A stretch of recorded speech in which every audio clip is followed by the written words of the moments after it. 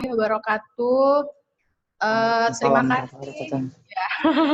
Terima kasih atas partisipasinya. Ada di sini juga ada bukan mahasiswa aja ya, umum juga ada yang udah ikut diskusi perdana sih sebenarnya di Prodi Administrasi Publik. Dan insya Allah ini kegiatannya akan berjalan terus sampai 2 minggu depan lagi ada lagi kegiatan kita juga dengan narasumber yang berbeda. Jadi perdana dan ini kita bahas tentang jurnal mahasiswa karena kedepannya ini juga akan menjadi wajib ya untuk syarat wisuda. Jadi mahasiswa udah nulis skripsi, terus skripsinya diterbitkan di jurnal. Nanti narasumbernya ada Pak Agung, nanti Pak Agung yang akan menjelaskan seperti apa sih jurnal mahasiswa, bentuknya apa, atau sama atau bagaimana. Nanti kita sama-sama dengarkan di sini penjelasannya. Oke, untuk nggak panjang-panjang waktu ya, untuk mempersingkat waktu, saya ucapkan terima kasih untuk hadirannya ya. Assalamualaikum warahmatullahi wabarakatuh. Waalaikumsalam warahmatullahi wabarakatuh. Terima kasih buat Ibu Nina Angelia SOS MSI atas kata sambutannya. Baik, masuklah kita kepada sesi foto bersama bagi seluruh peserta agar mengaktifkan seluruh kameranya biar kita dokumentasi sebentar. Saya minta buat peserta seluruhnya aktifkan kameranya biar kita bisa foto bersama.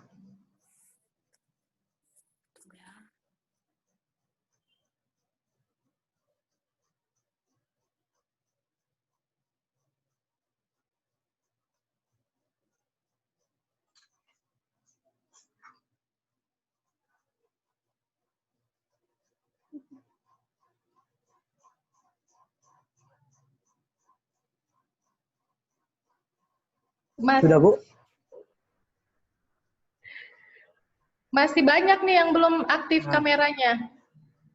Bagi seluruh peserta yang online, saya minta untuk mengaktifkan kameranya agar kita bisa foto bersama.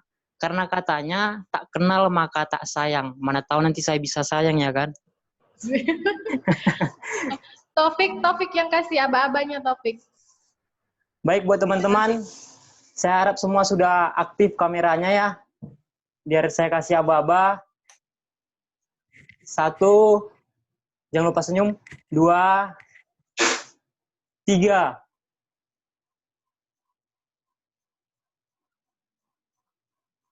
Oke, sudah senyum teman-teman, manis semua. Baik, terima kasih buat teman-teman semua. Berbicara tentang penulisan jurnal, jurnal sangat penting bagi perkuliahan kita, baik dia mau S1, S2, ataupun S3. Bagaimana sih cara penulisan jurnal yang baik dan benar? Metode penelitian apa sih yang sering digunakan dalam penulisan jurnal? Semua akan dibahas tuntas oleh narasumber kita, Bapak Agung Suharyanto, SSN, MSI yang sudah bergabung bersama kita. Apa kabar Pak Agung? Alhamdulillah, semoga Bapak dalam keadaan sehat walafiat. Amin. Amin. Baik. Riwayat pendidikan beliau S1 Seni Tari Institut Seni Indonesia Yogyakarta. Luar biasa. S2 beliau Antropologi Sosial di Universitas Negeri Medan, Sumatera Utara. S3 beliau adalah seorang kandidat doktor studi pembangunan di Universitas Sumatera Utara. Ya Pak Agung ya? Lama. Berarti duka ya. Kita doain Pak, semoga cepat selesai Pak. Amin. Amin. Beliau adalah dosen tetap di Fakultas Ilmu Sosial dan Ilmu Politik Universitas Medan Area. Beliau juga Kepala Pusat Jurnal Ilmiah Universitas Medan Area. Banyak prestasi yang diraih beliau, tak bisa saya sebutkan satu persatu. Beliau mengawas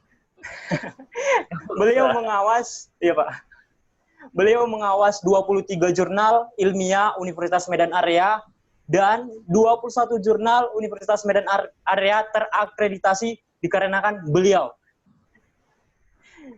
Dan saat ini 8 jurnal mahasiswa Universitas Medan Area menuju akreditasi tahun ini juga. Ya Pak? Iya. Insyaallah. Amin. Insyaallah, amin. Baik, nanti pemateri kita atau narasumber kita akan memaparkan materinya. Dan nanti teman-teman yang ingin bertanya, sebutkan nama dan dari universitas mana. Baik, sebelum saya beri waktu kepada narasumber kita, orang bijak pernah berkata, pendidikan bukan persoalan antara sekolah atau kampus, lalu kamu menerima ijazah. Tapi bagaimana cara kamu memperluas wawasan dan menyerap ilmu kehidupan. Kepada narasumber kita, Bapak Agung Suharyanto, waktu dan tempat saya persilahkan, Pak. Iya. Assalamualaikum warahmatullahi wabarakatuh. Waalaikumsalam warahmatullahi wabarakatuh. Selamat siang dan salam sehat lah kita semua, karena memang di kondisi yang seperti ini, yang katanya zona merah, tapi tetap juga kita memang bisa melaksanakannya dan enjoy saja. Ya. Sama dengan jurnal juga. Jurnal juga kalau kita mau enjoy juga. Tapi kalau memang kita mau serius juga.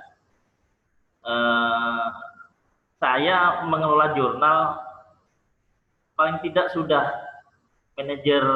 jurnal manajer itu sekitar 9 atau 10 tahun itu. Capek sebetulnya. Udah beberapa universitas itu saya udah menjalaninya, banyak jurnal yang saya perbaiki, terutama yang banyak jurnal-jurnal yang tidak terurus oleh beberapa pengelola itu biasanya manggilnya itu saya. Jadi orang bilang spesialis jurnal zombie ya. Jurnal zombie itu jurnal yang sudah mati suri, terus nyaur utang sampai beberapa artikel. Nah, itulah yang biasa saya kelola. Lalu kemudian terakreditasi. Alhamdulillah kalau yang saya pegang minimal Sinta 4 itu. Ya, alhamdulillah lah. Jadi ini kita mulai berbicara tentang jurnal, itu banyak sekali yang saya dapatkan, ya. Masalah-masalah yang banyak sekali saya dapatkan itu biasanya tidak sesuai dengan selingkung jurnal tersebut. Ya. Sangat tidak sesuai. Ini yang kadang-kadang saya menjadi editor itu stres. Itu ada Bu Yanti juga. Ya, itu Bu Yanti yang dia membantu beberapa jurnal juga. Itu sangat stres karena tidak sesuai dengan selingkung yang sudah kita tetapkan. Yang harus diperhatikan pertama adalah bagaimana template dari sebuah jurnal itu, artikel di jurnal itu di-upload di webnya masing-masing. Kalau kita upload template-nya, di dalam template itu nanti ada panduan penulisan. Biasanya seperti itu. Ya, jadi semua jurnal yang sudah saya kelola itu nanti ada template di dalam webnya. Nah, di dalam template itu nanti ada panduan penulisan. Itu ada sekitar, itu seperti kiat-kiat saja sebetulnya. Kiat apa sih yang ada dalam pendahuluan, kiat apa sih yang ada dalam judulnya, kiat apa sih yang ada di dalam abstraknya. Lalu kemudian itu dibentuklah menjadi sebuah artikel. Jadi jangan salah, bagi kami antara artikel dengan jurnal itu berbeda. Jadi jangan ngomong sama saya, Pak, saya mau upload jurnal, itu salah. Pak, saya mau membuat artikel dan mensubmit ke jurnal yang Bapak kelola. Jadi, biar saya saja yang mengelola jurnal, kalian mengelola artikel saja. Karena mengelola jurnal itu berat, biar saya saja. Itu selalu saya omongkan. Kenapa? Karena memang ya banyak yang salah persepsi antara jurnal dengan artikel.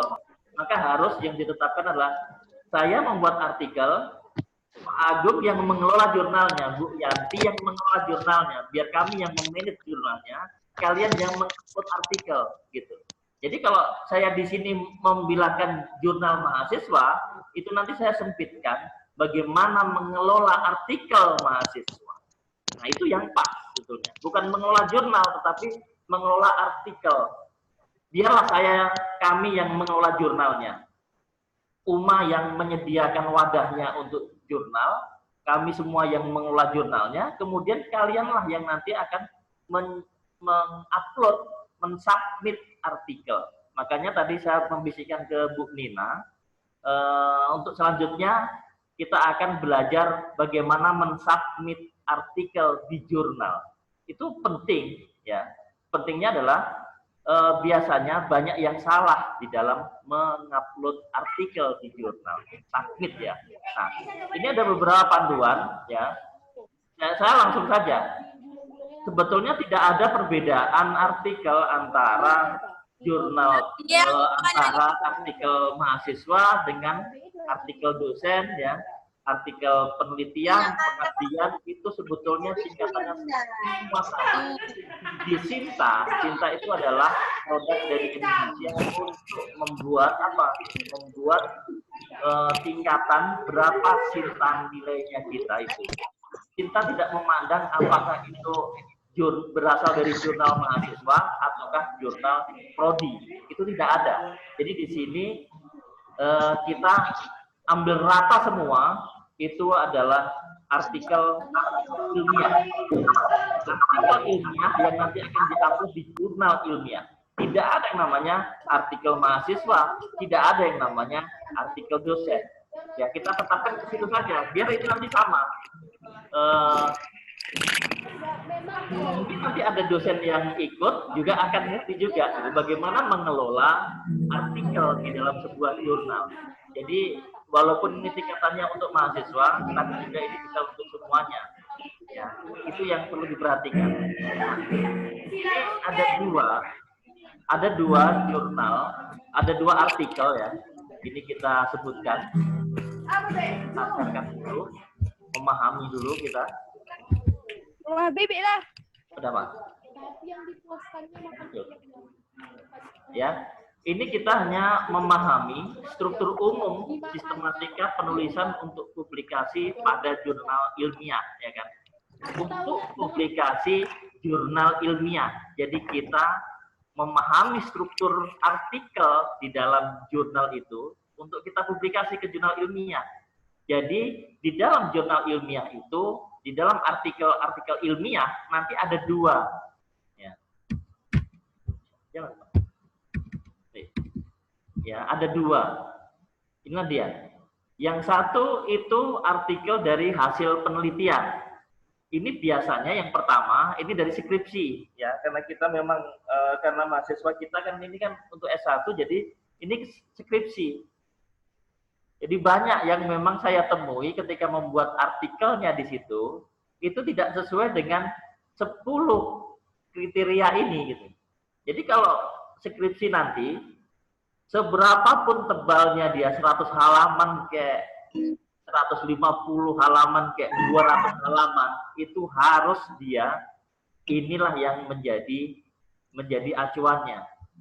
Ini untuk nanti kalian ya semua membuat skripsinya itu jadi sebuah artikel. Ini yang pertama judul. Ya, judul itu jelas. Lalu kemudian baris kepemilikan itu penulisnya, autor dan alamatnya. Baru kemudian abstrak, kata kunci, pendahuluan, metode, hasil pembahasan, simpulan, ucapan terima kasih ini opsional lah. Nanti kalau kalian mengucapkan terima kasih pada pacarku yang tersayang, biasanya gitu kan, itu nggak usah itu. Nah, tapi lebih bagus juga nggak usah. Kenapa? Karena dosen pembimbing kalian itu tidak berada di ucapan terima kasih, tetapi beliau langsung menjadi penulis yang kedua dan ketiga. Jadi nggak perlu diucapkan terima kasih. Terima kasih kalian adalah beliau sudah kita cantumkan sebagai penulis kedua dan ketiga. Lalu yang terakhir adalah daftar pustaka. Ya. Ini 10 hal yang harus diperhatikan di dalam membuat artikel. Nanti jika skripsinya mau dibuat ke artikel dalam sebuah jurnal. Tapi ada dua. Kalau memang nanti mahasiswa ingin menuliskan yang bukan penelitian, itu metode penelitiannya tidak perlu diberikan. Nanti saya kasih kiatnya aja, Pak, bagaimana skripsi bisa menjadi ilmiah non penelitian, bisa saja. Semuanya bisa, asal kita asal kita rajin saja dan memahami, ya. Makanya di sini hanya 9 saja kan. Kalau ucapan terima kasih tidak ada, berarti 8 saja. Judul, baris kepemilikan, kata kunci biasa itu, dahuluan, pembahasan, simpulan, dan daftar pustaka. Jadi nggak perlu ada lagi metode penelitian. Lah, karena adalah artikel ilmiah non penelitian.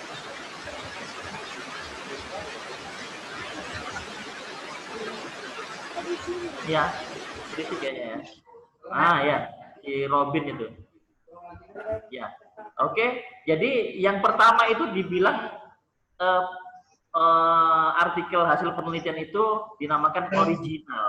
Bagi kami namakan itu adalah original. Udah lah bang, jadi ganggu, udah usah tidur lah kamu. Cuman di Medan ini. Gak usah, nggak ada tempat, udah usah tidur. Iya, kadang. Ayam geprek. Kepada teman-teman, harap dimatikan dulu audionya biar narasumber kita memaparkan materinya. Nggak terganggu ya. Ya, oke. Yang non penelitian itu dinamakan non original. Itu biasa kami. Tetapi bagi kami pengelola jurnal, original itu orang gila jurnal biasanya gitu. Jadi itu biasa. Kami disebut original, orang-orang yang gila jurnal. Jadi jurnal kalau cuma 1-2 itu bagi kami ringan. Kalau 10 baru oke. Mengelola jurnal ya, bukan artikel. Jadi ini dua hal inilah yang di atas itu kalau mau skripsi dibuat dalam sebuah artikel ilmiah seperti itu. Tapi kalau kemudian Pak saya kepengen menulis untuk yang non penelitian, boleh saja, itu bisa saja. Bahkan mereview sebuah buku pun bisa kita masukkan ke dalam jurnal. Ya, nanti di satu saat ya ada nanti kita waktu lagi, nanti ada yang satu adalah submit untuk jurnal, ya artikel ke jurnal. Baru yang kedua nanti bagaimana cara mereview buku yang nanti akan diterbitkan di jurnal. Itu bisa, ya. Ini untuk wilayah jurnal ke situ ya. Ada 2 nanti bisa dia menjadi artikel penelitian, bisa menjadi artikel ilmiah non penelitian atau review buku. Itu ada. Nanti saya kasih contoh di jurnal kita juga, jurnal tetangga lah. Jurnal kita belum ada yang review buku. Saya berharap nanti mahasiswa-mahasiswa mengirimkan ke jurnal mahasiswa kita, lalu akan kita terbitkan dalam sebuah review di bagian yang kedua, artikel dan review buku. Itu harapan saya gitu. Jadi nggak hanya kita belajar tentang wah bagaimana menulis artikel gitu, enggak juga. Yang lain pun bisa.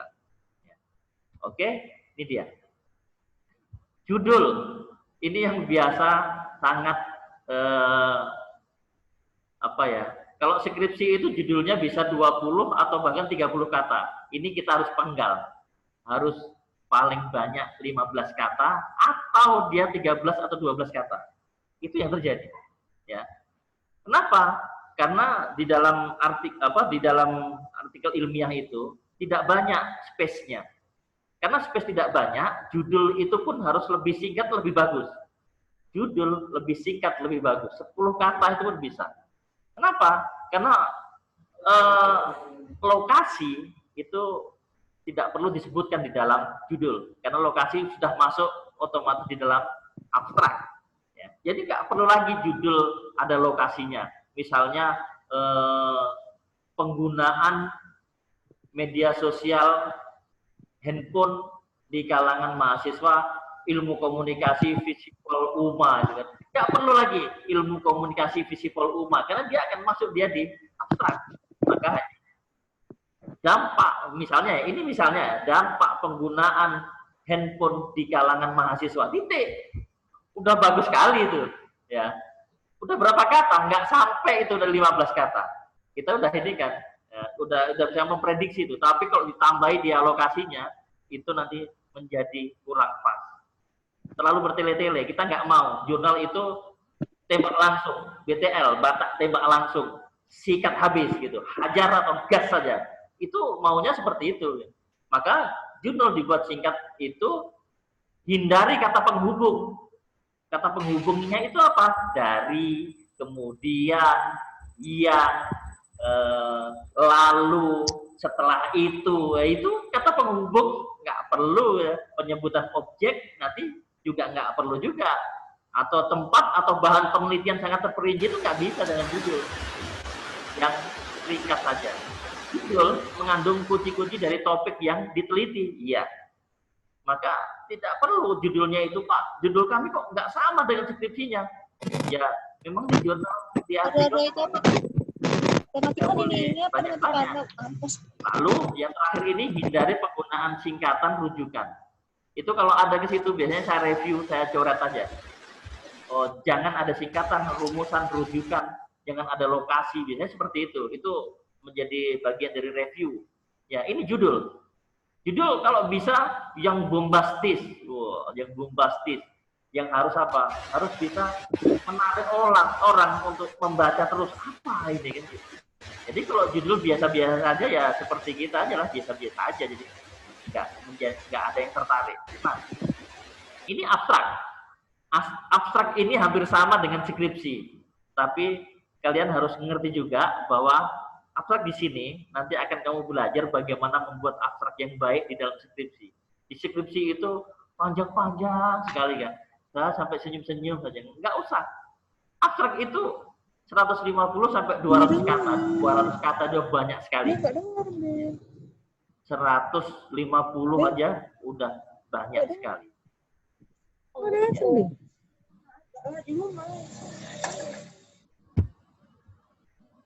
Ya, itu dia. Jadi nanti ada hindari, bantu dimatikan ya.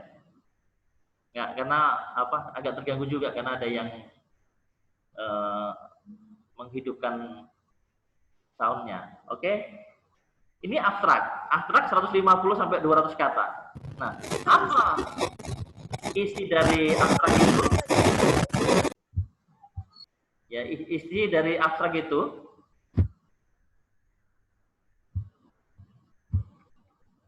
oke, ini dia. Nah, ini dia. Abstrak ditulis dalam satu paragraf saja, ya. Abstrak itu 150 sampai 200 kata yang isinya apa? Tujuan penelitian. Ya, tujuan penelitian isinya. Apa tujuan penelitian kita? Langsung saja, tujuan penelitian ini adalah untuk titik. Ya. Metode penelitian harus disebutkan di situ, hasil dan pembahasan, baru kemudian simpulan.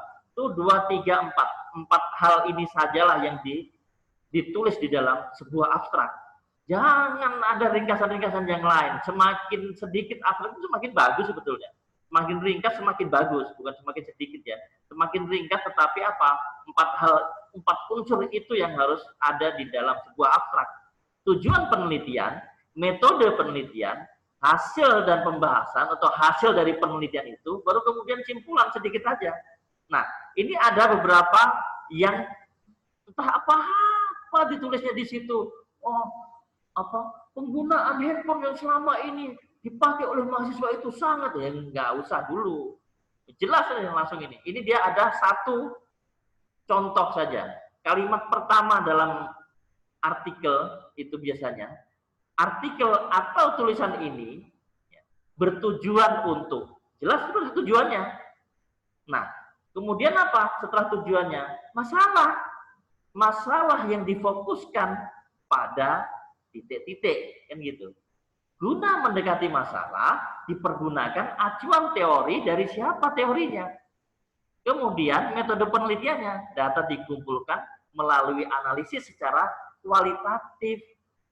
Lalu hasil dan pembahasannya, hasil dari penelitian menyebutkan bahwa penggunaan handphone sangat mengganggu di dalam pembelajaran online umpamanya, atau penggunaan handphone sangat membantu di dalam pembelajaran online. Kenapa? Karena basicnya adalah internet. Maka kesimpulan dari kajian ini adalah gadget sangat berguna untuk misalnya di sini kan pembelajaran di era pandemi COVID-19. Nah, itu kan enak ya kan? Jadi nggak bertele-tele, jelas. Jadi ini nanti bisa kalian Bisa kalian pergunakan di sini.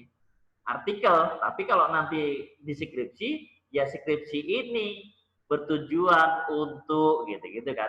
Ya itu, ini kan salah satu contoh saja. Nanti kembar pula semua kayak robot, pakai punya Pak Agung aja yang enak itu. Ya enak memang, karena memang ini berapa ratusan artikel yang saya review, akhirnya saya mempunyai pola-pola seperti ini gitu. Tapi kalau ini dipakai juga semuanya jadi robot, saya pun nggak suka juga. Jadi harus ada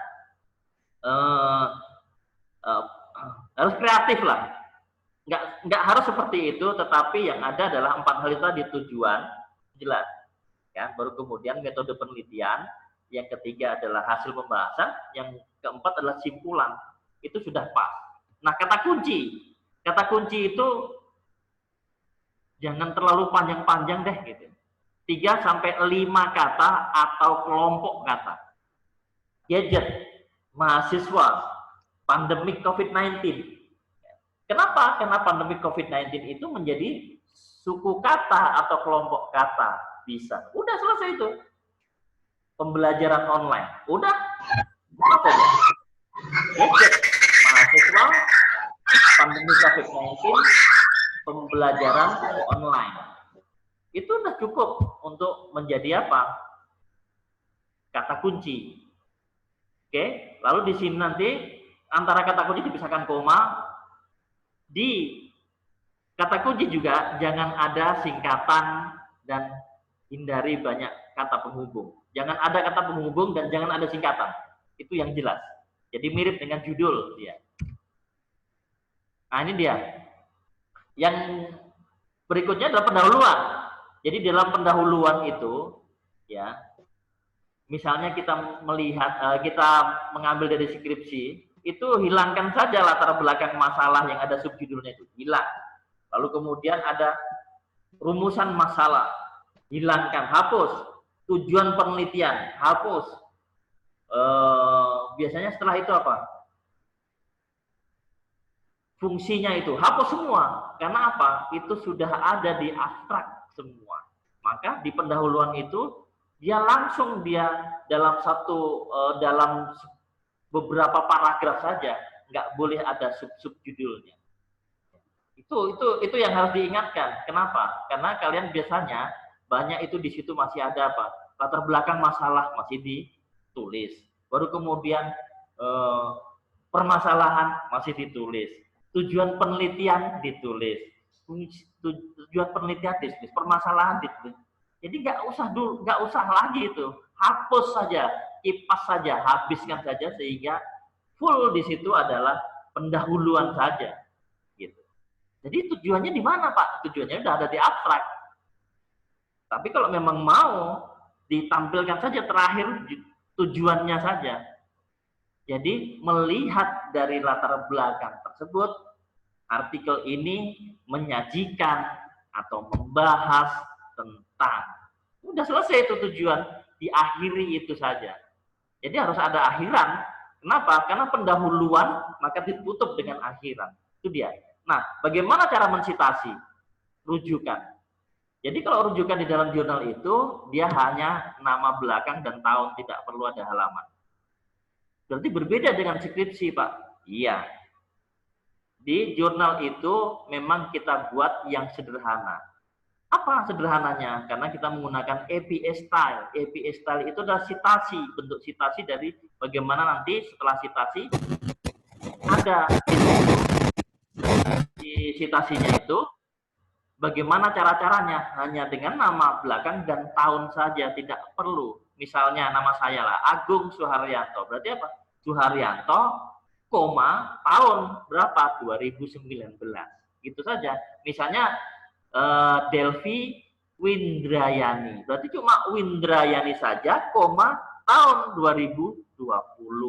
Itu mensitasinya seperti itu saja. Jadi nggak usah ada yang kasih halaman seperti di skripsi. Kita membedakannya, begitu. Ya, ini di pendahuluan. Lalu landasan teorinya bagaimana, Pak? Ya, landasan teorinya, nah, ditampilkan dengan kalimat-kalimat yang ringkas-ringkas saja di dalam pendahuluan. Itulah landasan teori yang benar-benar relevan. Lalu kemudian apa yang penting lagi? Nah, ada penelitian-penelitian yang terdahulu itu, masukkan dia di dalam pendahuluan. Tidak perlu semuanya. Iya Pak, di skrip saya ada 10, saya letakkan semua. Nggak usah. Diambil yang dia jelas, yang penting. Jadi, artikel itu adalah merangkum dan memadatkan dari semua laporan penelitian kita di dalam jurnal. Makanya jurnal itu adalah laporan. Jurnal itu adalah laporan. Artikel isinya. Jurnal itu berisi artikel-artikelnya. Artikel itulah yang merangkum semua dari skripsi atau laporan penelitian Anda. Nah, di situ ada 10 penelitian yang terdahulu, itu ambil aja 2 atau 3 saja yang kira-kira itu bagus. Ya. Berikan apa? Perbedaan. Perbedaan apa? Perbedaan dengan penelitianmu dengan penelitian yang sudah dilakukan oleh orang lain. Lalu menjadi novelty itu ya, salah saya ngetiknya. Menunjukkan novelty. Novelty itu kebaruan. Yang memang tidak ada sesuatu yang baru. Maka ketika orang membilangkan normal, kemudian ada new normal, itu kan hanya pengulangan-pengulangan saja, tidak ada sesuatu yang baru. Ya. Semua kehidupan ini adalah pengulangan-pengulangan saja. Tidak ada sesuatu yang baru.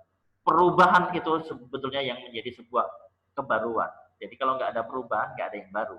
Nah, ini novelty, apa kebaruannya? Misalnya, yang paling ngetren sekarang kan pandemik COVID-19. Maka pembelajaran di dalam pandemik COVID-19 itu menjadi sesuatu yang novelty. Iya. Kenapa dia menjadi novelty? Karena itu menjadi baru, yang kekinian, atau orang bilang apa? Namanya bukan kekinian, atau viral ya. Yang viral, istilahnya seperti itu. Yang viral, kan agak-agak anak muda sedikit lah. Sedikit aja, nggak usah banyak-banyak. Ya, itu pendahuluan. Diakhiri dengan beberapa penelitian. Penelitian ini berharap adalah artikel-artikel yang dia publish di jurnal. Kenapa? Karena artikel-artikel yang biasanya publish di jurnal itu biasanya update dia. Jadi saya selalu membilangkan di situ, umur dari sebuah referensi atau artikel itu jangan di bawah 10 tahun. Karena sudah tidak update lagi kalau sudah 10 tahun. Masa kita mencari-cari hal yang lama-lama kan, yang nggak bisa lah. Ya harus sesuatu yang baru, maka ambilnya adalah dari artikel-artikel yang sudah publish di jurnal. Itu menjadi semakin bagus. Novelty-nya oke. Nah itu. Kemudian diakhiri dari apa? Itulah tujuan penelitiannya. Pendahuluan, ya. Nanti ada latar belakangnya, diringkas saja. Setelah latar belakang nanti dikasih di situ landasan teorinya. Setelah diberikan landasan teorinya, baru kemudian dikasih dia perbedaan untuk membuat apa? Membuat menjadi semakin kental dia. Itu ada 2 atau 3 artikel hasil penelitian di jurnal. Baru yang terakhir diberikan apa? Diberikan sebuah catatan tujuan penelitiannya yang dalam bentuk kalimat. Jadi ini dalam kalimat semua ya, tidak ada poin 1, 2, 3, nggak ada point to point, tapi langsung dia dalam sebuah kalimat, dalam sebuah paragraf-paragraf saja. Jadi subnya hanya pendahuluan, ini dia, yang paling atas kan, ini dia. Subnya hanya pendahuluan, kemudian dia dalam bentuk paragraf-paragraf. Nah, metode penelitian kita menginjak ke situ. Ini yang kedua ya. Yang selanjutnya metode penelitian. Pak, metode penelitian saya banyak sekali tuh Pak, ringkas dia. Ya kan? Yang penting itu di dalam metode penelitian bagaimana kamu menjalankan di lapangan. Bukan hanya mengambil dari deskripsi dari tokoh-tokoh, misalnya Sugiono gitu kan. Ya, Sugiono baru kemudian bagaimana cara kamu mengaplikasikan di lapangan itu yang paling penting di dalam metode penelitian. Ya, jadi banyak yang hanya saya lihat hanya sekedar ya Sugiono 2009 pula lah yang diambil kan gitu. Itu jangan. Sugiono ya ada 2015 sudah ada, 2019 juga ada. Tapi jangan cuma Sugiono saja, tapi apa? Dalam Sugiono gitu kan, yang namanya deskriptif. Deskriptif adalah seperti ini. Lalu kemudian di dalam penelitian ini kita memberikan data-data yang kita analisis dan kita ambil di lapangan secara kata-kata dan kalimat, bukan angka-angka, karena deskriptif. Dan deskriptifnya jelas nanti deskriptif kualitatif gitu kan. Kalau kuantitatif dengan angka-angka kan gitu. Tapi kalau kualitatif dia hanya dalam sebuah kata-kata, gambaran-gambaran umum saja yang kita ambil di lapangan. Lalu kemudian kalau memang kamu penelitiannya adalah kuantitatif, hindari rumus statistik yang berlebihan. Itu nanti akan membuat semak saja istilahnya. Kalau kami bilang, kalau metode penelitiannya bikin semak aja, rumus-rumus statistik diambil semua gitu kan. Jadi lebih banyak rumusan metode penelitian daripada pembahasan nanti jadinya. Biasanya seperti itu, ya. Jadi kalau kita mengaplikasikannya di dalam tubuh manusia itu, pendahuluan itu kan kepala, ya kan? Lalu kemudian metode penelitiannya itu kan tangan. Nah, kalau nanti metode penelitiannya terlalu panjang, ya tangannya panjang lah. Lalu kemudian kalau kita tengok kepalanya pendahuluannya sedikit, berarti kepalanya kecil. Nah, kemudian hasil dan pembahasannya kan memang panjang, tubuh kita itu kan panjang kan gitu. Kalau kecil berarti nanti pendek pula kan gitu. Nah, itu nanti jadi kalau kita mengaplikasikannya dalam tubuh manusia seperti itu. Nah, jika menggunakan metode yang banyak dikenal, ya sebutkan saja metodenya. Jika diperlukan, sebutkan sumber rujukan yang digunakan sebagai acuan. Jika diperlukan. Jika tidak, juga nggak apa-apa. Untuk penelitian kualitatif, metode penelitiannya menyesuaikan. Kenapa menyesuaikan? Karena menyesuaikan dengan yang di lapangan. Kan kualitatif, ya kan? Jadi di sini maksudnya adalah bagaimana kamu nanti membuatnya itu bagaimana mengaplikasikannya di lapangan. Lalu yang ketiga, yang selanjutnya ini ya sesuaikan dengan mohon deskripsikan bagaimana metode penelitian dipakai ketika digunakan di lapangan sehingga pembaca itu bisa mengerti bagaimana metode penelitian tersebut ketika dilakukan ketika peneliti itu melakukannya di lapangan. Itu yang penting sebetulnya. Jadi nggak perlu ada ya banyak mengutip kata-kata orang lah. Kita jabarkan bagaimana ketika kita di lapangan itu lebih penting. Ya. Lalu hasil dan pembahasan. Ini kan langsung aja nanti biar nanti banyak pertanyaan. Pada umumnya jurnal ini jurnal internasional ya. Kita ngambilnya yang Scopus. Kalau ada yang Scopus nanti ya itu nanti aja. Tapi yang penting mereka itu tidak menginginkan bahasa-bahasa statistik yang rumit. Ini orang-orang yang kuantitatif. Significantly different treatment atau kemudian ada rumus-rumusnya ditulis di situ rumit, itu nggak perlu.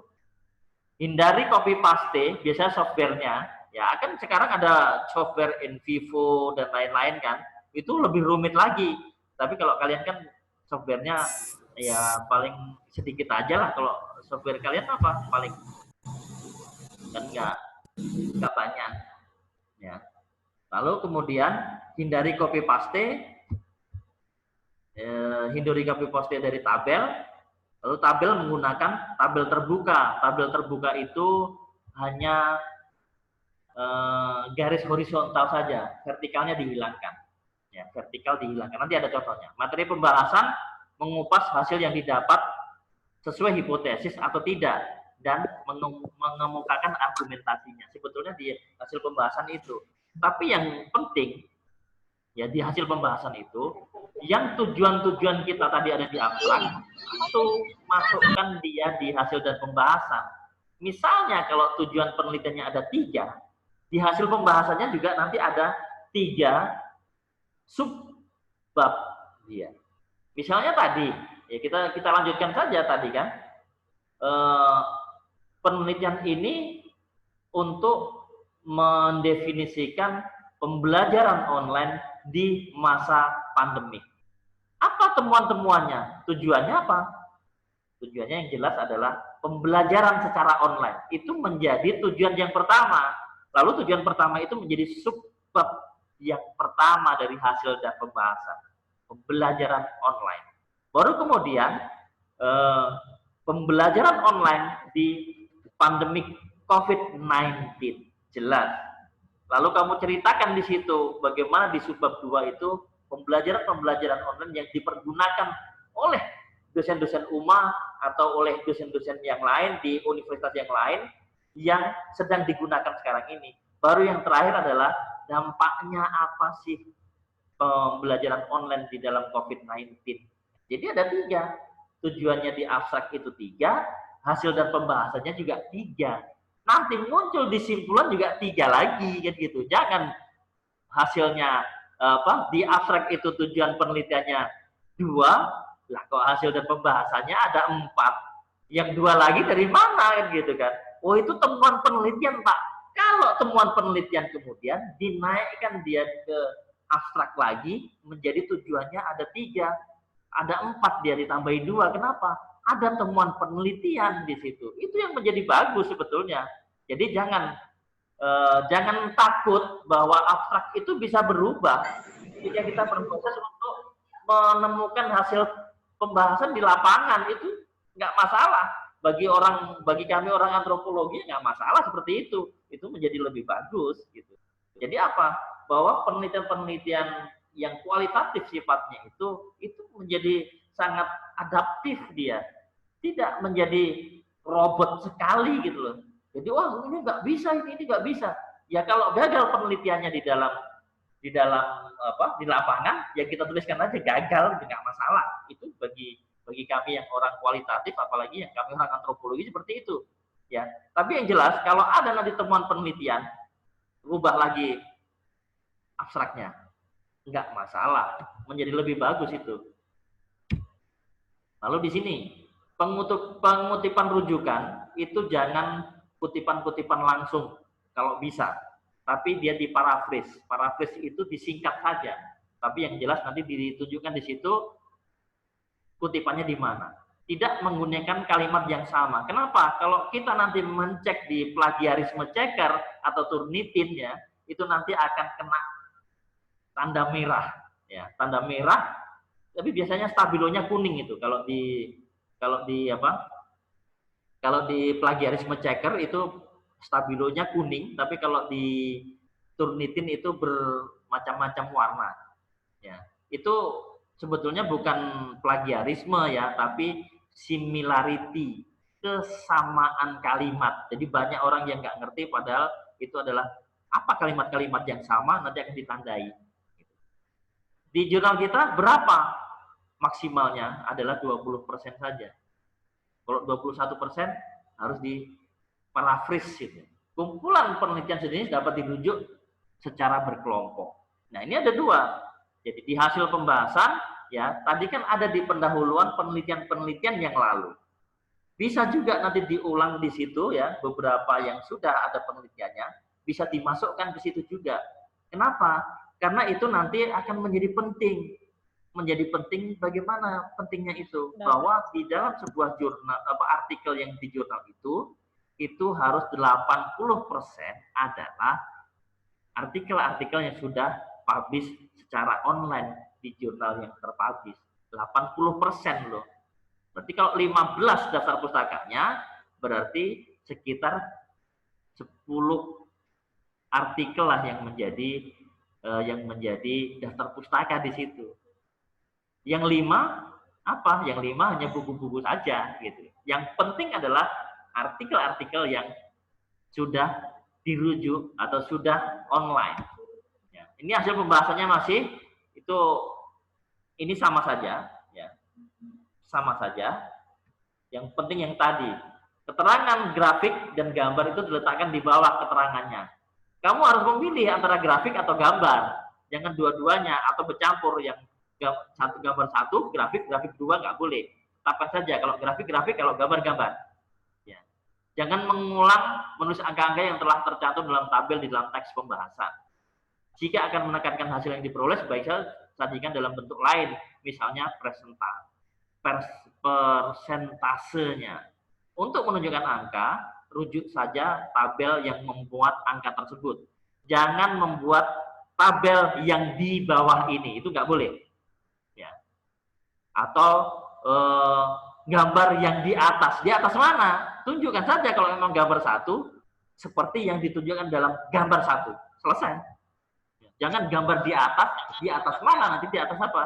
Di atas Tuhan, di atas ini nggak bisa. Atau di bawah apa? Underground dia, nggak jelas dia. Tapi jelas di sini adalah apa? Tabel 1, 2, 3.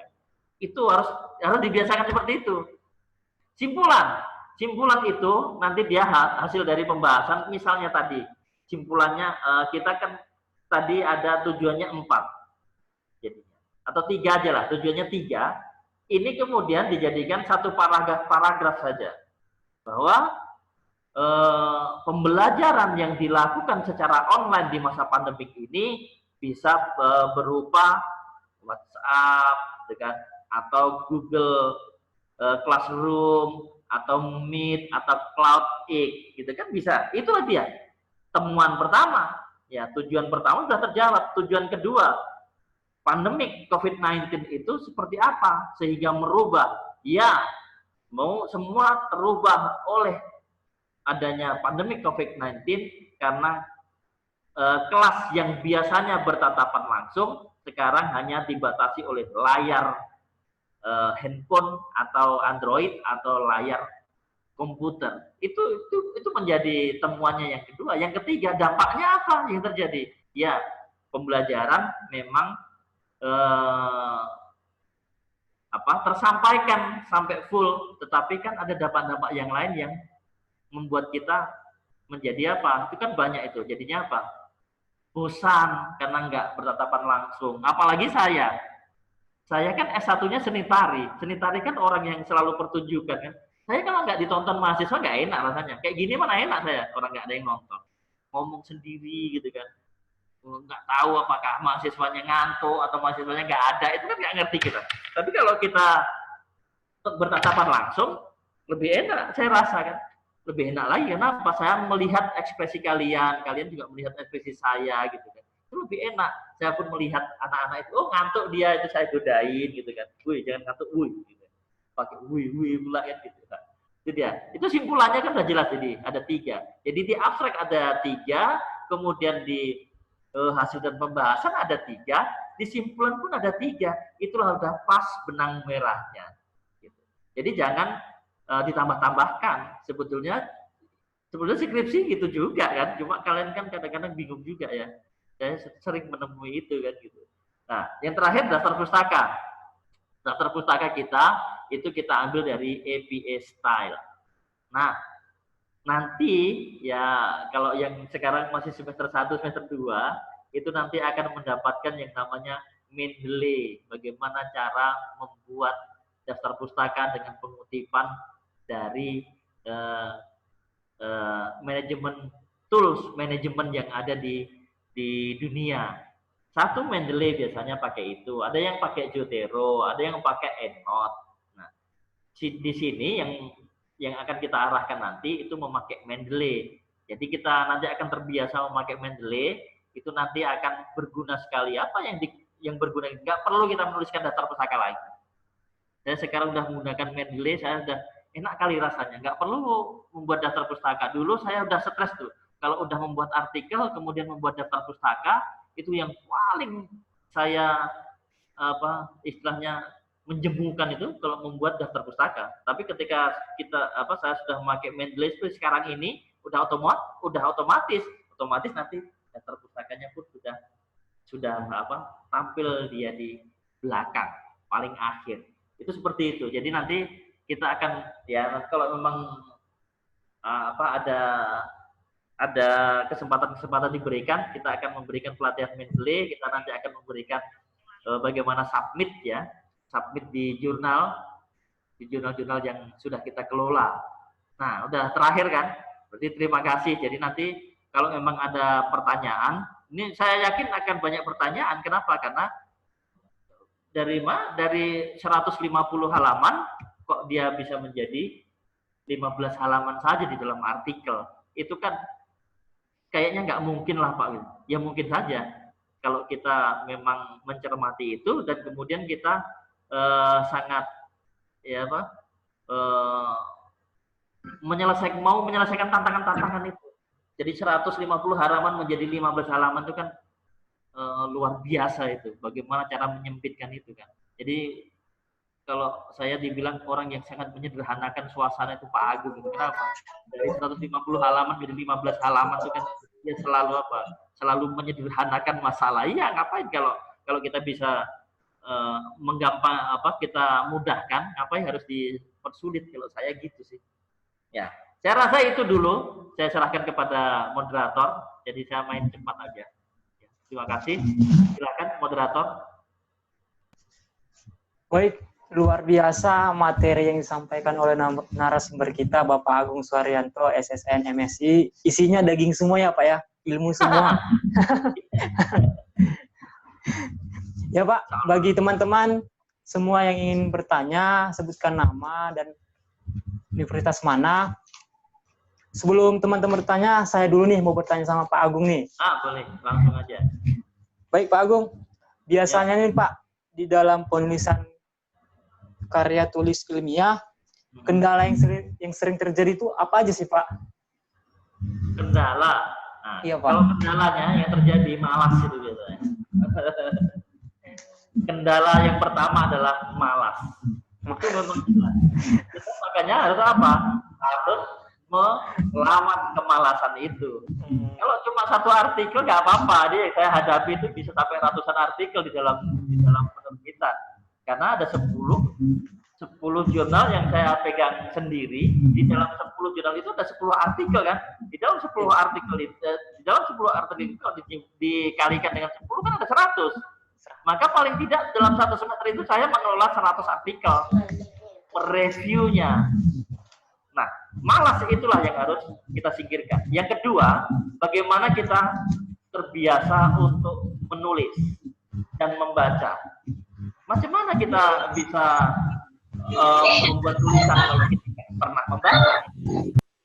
Baca apapun gitu. Ketika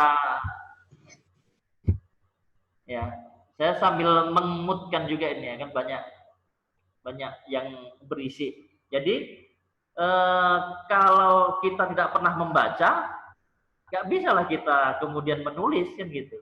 Kalau kita ikan sesuatu, berarti kita nggak pernah bisa menyimak apa yang terjadi di sebelah-sebelah kita kan gitu. Nah, yang menjadi kesulitan biasanya adalah membuat kata-kata. Bagaimana cara membuat kata-kata itu? Ya udah. Dulu saya pernah ikut latihan penulisan itu yang saya masih ingat itu agak lucu juga lah. Ya, kadang-kadang unik, bukan lucu tapi unik. Ada daun jatuh, tulis. Ada angin berhembus, tulis. Ada bunyi kentut pun, tulis saja. Nah itu dia. Jadi semua harus ditulis gitu. Apa yang kita perhatikan, tulis. Kalau kita nggak bisa menulis, ya macam mana kita bisa menulis kan? Lalu kemudian dalam satu semester itu berapa buku yang kamu baca? Jangan hanya membaca WhatsApp saja, gitu kan? Jangan hanya membaca Facebook saja, tapi bacalah buku. Kalau kamu nggak membaca buku, macam mana kamu bisa menulis? Lalu yang ketiga itu, kamu harus bisa menginterpretasi. Nah, interpretasi itulah yang dalam. Bagaimana? Kalau kita punya ilmu yang semakin dalam, berarti kita menginterpretasikannya itu juga akan semakin dalam juga. Kita melihat sesuatu, misalnya ada orang berjalan, lalu kita kan agak kepo ini. Jadi orang-orang yang cerdas itu biasanya kepo memang, iya. Karena Immanuel Kant itu kan orang cerdas, dia kepo juga. Kalau dia melihat orang berjalan, binatang berjalan di depannya itu, dia nanti akan punya Apa sih perkiraan-perkiraan, praduga-praduga, namanya orang kepo ya. Ngapain cowok itu datang ke sana gitu? Siapa yang mau ditemuinya? Apakah dia sudah punya pasangan ataukah dia belum punya pasangan? Lalu ngapain dia mendekati cewek itu? Siapakah cewek itu? Nah, itu kan perlu interpretasi. Kalau kita nggak bisa menginterpretasikan itu, kepo pula kau gitu. Ya, enggak lah. Kepo itu penting di beberapa hal. Kenapa? Karena kita kemudian akan melihat permasalahan-permasalahan yang ada. Itu biasanya kesulitannya. Orang langsung bilang, kau kepo gitu, terus, udahlah, nggak perlu aku perhatikan lagi ya, ngambek udah. Belum udah ajo gitu, nggak boleh. Apa dia mau gini kan? Misalnya tadi saya tadi hanya melintas saja, melintas bagaimana metode pembelajaran dalam pandemi COVID-19. Itu hanya terlintas saja. Apakah saya memikirkannya? Enggak. Hanya terlintas saja dalam pikiran saya, kemudian saya hanya ngomongkan saja. Lalu kemudian menjadi apa? Ada 3 tujuan ternyata. Tujuannya apa saja? Padahal saya belum sampai ke lapangan kan, tapi hanya melihat dan merasakan apa yang pernah saya lakukan di dalam mengajar era online itu tadi. Dan saya tahu bagaimana dampaknya. Iya, saya menjadi robot. Saya itu seperti sebuah zombie ya. Zombie yang kemudian apa? Diatur oleh kebijakan-kebijakan itu. Zombie jadinya. Apa? Masa harus apa? Nggak boleh ketemuan kan gitu. Masa harus hanya lewat layar saja? Itu kan nggak enak. Bagi saya nggak enak itu. Nggak dapat saya ekspresinya. Apalagi orang seni kan nggak dapat ekspresinya. Enak kalau kita melihat langsung tuh. Kalian kan kalau melihat saya itu kan ada sesuatu gitu. Itu karena S1 saya gitu. Jadi ada sesuatu ya. Apa yang mau diomongkan? Ekspresinya kan ada. Nggak enak nengok kayak gini kan. Nggak ngerti kalian apa yang dirasakannya. Makanya apa? Saya bisa hanya melihat saja ya, kemudian terlintas, kemudian saya akan bisa langsung mempraktekannya. Apa sih sebetulnya yang menjadi dampak-dampak di dalam itu? Jadi apa? Harus membaca buku, harus membuat kalimat, ya kan? Karena membuat kalimat ini nanti kamu akan tahu apa sih namanya paraphrase itu, memparafrase itu pengulangan kata dihapus, ya kan? Jadi sehingga apa? Dalam satu kalimat itu jangan ada pengulangan kata. Biasanya kalian kalau membuat kalimat itu apa? Yang-nya banyak kali, kemudiannya banyak kali, setelah itu banyak kali, ketika itu banyak sekali. Ya. Dalam satu kalimat masa ada 3 atau 4 pengulangan kata, itu nggak boleh. Ya, maka itu harus dihapus. Bagaimana cara menghapusnya? Ya sudah, dalam satu kalimat kamu biasanya membuat berapa kata? Ya kan gitu. Dalam satu paragraf kamu membuat berapa kalimat? Itu menjadi pelajaran yang penting. Kenapa? Karena saya dulu pernah menulis juga di artikel di koran, itu sampai diajari oleh redaktur koran itu seperti itu. Dalam satu kalimat itu jangan lebih dari 15 kata. Di dalam satu paragraf itu minimal dan maksimal itu 4. Jangan dalam satu paragraf, itu satu kalimat. Kalian selalu seperti itu, dan kalimatnya panjang sekali. Coba kamu baca yang panjang itu tanpa bernafas. Kalau dia sampai 40 kata, kamu baca itu nggak bernafas, kalau kamu nggak latihan yoga, nggak akan bisa. Mesti gitu kan. Kamu coba baca aja. Maka kemudian kamu baca itu, kalian interpretasikan dalam bacaan itu. Maka nanti kalau memang pergunakan titik, titikkan saja di situ. Nggak usah takut dengan titik. Ya. Kalau cowok jangan takut sama titik, karena titik adalah cewek kan gitu. Kecuali yang tidak suka dengan cewek, itu beda lagi. Artinya apa? Kamu harus berani menitikkan sesuatu di situ. Ya. Jangan kamu hanya menandai saja, nggak usah. Kalau kamu tanda-tandai saja, udah diambil orang lain. Nanti kamu yang salah kan gitu kan. Nanti kecewa kamu, aduh nyesel kali ya. Kok ku tanda-tandai aja sih? Ngapa ditandai? Langsung bilangkan aja. Kamu suka sama aku suka sama kamu. Selesai itu. Batak tembak langsung, selesai. Ya kan? Jadi jangan takut. Bacaanmu berapa? Sekarang Taufik, kamu dalam 1 semester ini berapa buku yang kamu baca? Sekarang gitu. Berapa jadi ya Pak, saat pandemi ini Pak, jadi saya itu kebanyakan membaca buku, baik dia komunikasi, cerita, pengembangan diri, itu ada sekitar 5 Pak.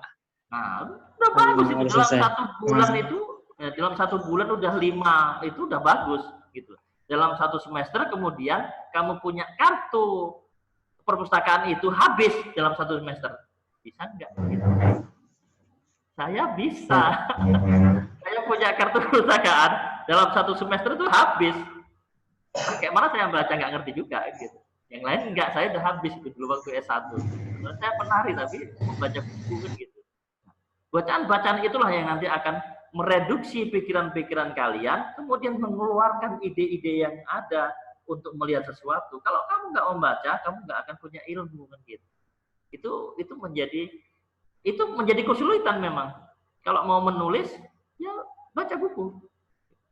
Kalau perlu beli buku, bacanya nanti nggak apa-apa. Di rumah saya itu banyak yang buku belum saya baca.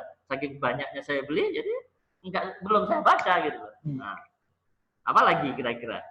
Jadi Pak Agung, sebelum kita menulis kita itu harus kepo dulu ya Pak Agung ya. Oh iya. Apapun ditulis, kepo dulu. Immanuel Kant itu apa? Filsuf ya. Dia Immanuel Kant itu kenapa dia harus ada hipotesis-hipotesis itu? Jadi orang yang cerdas itu harus bisa menghipotesiskan perkiraan-perkiraan. Maka kemudian peramal itu juga orang-orang yang cerdas juga. Dukun paranormal itu orang-orang yang cerdas juga karena dia bisa memprediksikan sesuatu. Maka ilmu pengetahuan itu salah satunya adalah dia bisa meramalkan atau hipotesis. Hipotesis kan ilmiah itu, metode ilmiah ada hipotesisnya. Itu adalah praduga dulu. Jadi mana Immanuel Kant sebetulnya diambil. Jadi kalau belajar filsafat itu jangan yang wah susah filsafatnya, sesuatu yang nyata. Ya, kepo nggak apa-apa dulu. Habis kepo kamu tulis aja, ya kan? Tuh. Kalau kepo dengan CD yang sudah milik orang lain, Pak Agung gimana tuh Pak Agung? Kepo dengan milik orang lain. Nah, itu ada caranya. Saya punya caranya Pak. A, T, M. A. Ambil dia, ya kan? Kita ambil. Itu kan ada kata-kata orang kan. Kita ambil dia kata-katanya. T. Tulis. Ambil, tulis. M apa? Modifikasi. Itulah cara parafrase itu tadi gitu loh. Jadi kita terhindar dari apa? Mesin yang namanya similarity, similikiti. Mesin similikiti. Nah, similikiti weleh-weleh. Itu kawan saya di atas itu similikiti weleh-weleh Belanda 3 dia. Itu saya cek nanti di situ nggak ada terdeteksi oleh similikiti itu. Kenapa? Karena saya ambil, saya tulis, kemudian saya modifikasi. Nggak sama dengan orang lain, kan? Itu boleh. Menghindari adanya plagiarisme. Apakah itu boleh? Boleh saja. Semua tidak ada sesuatu yang baru. Itu kamu harus ingat. Nggak ada sesuatu yang baru, walaupun semua adalah pengulangan-pengulangan. Tapi pengulangan-pengulangan terjadi itu kenapa? Karena kamu kreatif. Maka pengulangannya itu tidak akan sama dengan yang orang lain lakukan. Nggak usah takut. Apa lagi? Baik Pak, nanti kebanyakan saya bertanya Pak. Mungkin ada dari teman-teman atau peserta yang lain yang mau bertanya, silahkan. Iya. Izin Pi. Ya, Yorizal. Ya, silahkan. Yorizal. Baik, selamat siang Pak. Sore. Selamat siang. Selamat sore udah. Oh iya. Oh iya, terima kasih Pak sebelumnya dulu materinya Pak ya, sangat luar biasa ya Pak ya. Alhamdulillah. Amin. Jadi pertanyaan saya di sini Pak, saya biasanya kalau membuat mengikuti misalnya lomba-lomba karya tulis ilmiah, biasanya saya kebanyakan kewalahannya itu dalam membuat judul Pak. Nah ini mungkin nanti sebenarnya kan dari jurnal, mungkin dalam pemilihan judulnya, apa sih sebenarnya yang membedakan judul jurnal itu dengan judul karya yang lain? Misalnya kami membuat karya tulis ilmiah nasional. Nah kadang-kadang ada yang meminta judul itu signifikan, yang misalnya singkat, tapi kadang-kadang ketika saya membuatnya susah ketika signifikan. Karena kadang-kadang harus panjang, sehingga misalnya ya, membuat kita penelitian harus jelas misalnya desanya kemana, kecamatannya, misalnya kan, biar mudah orang untuk melihat. Tapi sementara nanti dimintanya signifikan. Jadi bagaimana kita memilih judul di situ, Pak? Misalnya dalam penulisan jurnal, Pak. Seperti apa? Terima kasih, Pak. Ya. Taufik, gimana? Ya, saya Pak. jawab aja. Langsung aja Pak. Langsung aja Pak. Gitu, ya. Ini sesuatu yang signifikan. Sesuatu yang signifikan itu kadang-kadang dia tidak jelas ukurannya kan gitu. Orang kualitatif juga ukurannya juga kadang-kadang tidak jelas juga memang. Kenapa? Karena itu judul terkait nanti dengan hasil penelitian Yusrijal. Ya. Yusrijal ketika membuat judul, nggak usah takut kamu ketika memotong sesuatu. Kenapa? Lokasi itu kan tadi saya sudah bilang ada di abstrak. Ngapain lagi kita kemudian menuliskannya lagi? Itu nanti menjadi double. Ya, kalau orang pertunjukan itu namanya overlapping. Overlapping itu menumpuk. Ya. Ini kan, ini menumpuk. Jadi kalau sudah dikatakan yang di sini, ngapain yang di belakang tangan saya ini ada? Kan nggak nampak di depan kan? Itu sudah ada gitu. Lalu kemudian kalau mau membuat judul itu terakhir itu nggak apa-apa. Kamu ingat-ingat aja, judul itu terakhir nggak apa-apa. Karena biasanya dalam orang saya itu kalau membuat judul biasanya terakhir juga. Judul yang pertama itu asal. Baru kemudian ketika saya ke lapangan, saya ada hasil dan penelitian, kemudian saya menyimpulkan sesuatu. Kemudian muncul judul yang menjadi unik di situ. Jadi nggak usah takut dulu. Apakah judul duluan? Nggak harus. Ya, nggak harus judul duluan. Yang signifikan adalah bagaimana ketika judul itu bisa merangkum hasil penelitian. Bagaimana caranya? Praktik yang bisa. Kalau ini kan saya nggak bisa mempraktikkan kan gitu. Nggak bisa mempraktikkan kenapa? Karena memang misalnya tadi aja kita ulangi lagi di pandemik COVID-19 kan gitu. Apa kira-kira judul yang bagus setelah kita bukan bagus lah. Apa judul yang baik yang pas dengan tema-tema yang saya sesuaikan tadi? Apakah pembelajaran online masa pandemik COVID-19 atau dampak pembelajaran online COVID-19 ataukah pembelajaran online COVID-19? Pembelajaran online di pandemik COVID-19. Pandemik COVID-19 dan pembelajaran online. Bisa juga kan? Kita balik-balik saja. Nggak perlu takut. COVID-19, pandemik COVID-19 dan pembelajaran online. Bisa, kan gitu. Maka nanti di situ nggak perlu kita membilangkan dampaknya. Karena apa? Karena di abstrak itu sudah ada tujuannya. Orang pun sudah ngerti. Nggak bilang dampak pun nggak apa-apa. Nggak ada bilang dampak pembelajaran online COVID-19 di Universitas Medan. Panjang kali lah gitu ya. Udah. Yang orang langsung tahu. Pembelajaran online dan pandemik COVID-19. Selesai. Berapa kata itu? 5 ya. Pembelajaran online dan pandemik COVID-19. Itu sesuai itu. Ringkas sekali. Misalnya gitu. Kenapa? Karena nanti kan pembelajarannya model apa sudah ada di hasil dan pembahasan. Pembelajarannya model apa, di mana ada di abstraknya gitu. Jadi penegasan saja. Sama dengan kata kunci itu tadi. Apakah kata kunci itu boleh yang tidak ada di judul? Ya boleh saja. Boleh saja. Kenapa? Ada yang tidak ada di judul. Yang tadi kan bilang, ternyata kita bisa membuat di situ kata kuncinya dampak. Padahal dampak tidak ada di judul. Apakah boleh? Ya boleh. Kata kunci itu dia bisa mewakili di dalam penelitian kamu. Jadi gitu saja. Nanti bisa lah kalau memang kita ada ini bagaimana? Ya bimbingan lah. Bimbingan sama saya pun pakai online bisa, tapi saya udah bingung juga. Di Japri menumpuk sampai 100 Japri dalam satu hari. Email pun menumpuk dari beberapa jurnal. Saya kadang-kadang bingung juga kan gitu. Tapi paling tidak harus ada bentuknya. Kalau kita itu nggak ada bentuknya, nggak mungkin lah saya bisa mereviewnya gitu. Sama dengan saya kepengen menulis artikel. Ya mana artikelmu? Belum ada, Pak. Mungkin dalam angan-angan. Dia kalau masih dalam angan-angan, janganlah ngomong, Pak, saya mau menulis. Jangan mau menulis. Pak, saya sudah menulis artikel ini, Pak. Bagaimana? Bisa Bapak baca? Ya bisa, saya baca aja. Harusnya langsung, Pak, bisa dibaca dan direview. Nanti saya review. Kalau cuma saya baca aja, ya saya baca aja. Ya nggak saya kembalikan. Enak aja. Orang kalian ngomongnya cuma membaca aja kok kan gitu. Nah, kadang-kadang gitu. Nah, nanti jangan kaget kalau kemudian kamu jumpa sama saya, ya kayak yang di Facebook itu, saya suka mencoret-coret yang nggak pas gitu loh. Jadi banyak bunga-bunganya, karena saya kan orang sini, dengan saya kasih. Nah, nanti kalau di dalam kamu kasihkan filenya ke saya, nanti saya kasih catatan-catatan tuh. Nanti saya kasih tahu bagaimana catatan saya yang membuat orang pun suntuk juga. Akhirnya apa? Nggak mau masukkan artikelnya ke jurnal saya, itu banyak, ratusan udah.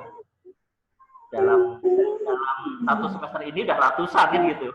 Jadi kalau dalam 10 tahun berapa ribuan lah gitu. Nah, gitu ya. Ya Rizal? Iya Pak, terima kasih Pak. Ya. Ya. Taufik. Baik, kepada Tio Rizal mungkin sudah paham dengan yang disampaikan oleh Pak Agung. Ya, sudah. Terima kasih Pak. Nah, kalau ada lagi bisa chat pribadi sama Pak Agung, lebih jelas lagi. Bagi teman-teman yang ingin bertanya lagi, buat yang semester akhir nih. Nah, itu. Penting nih pertanyaannya. Ini si Delvi ini bersuara terus nih. Wih.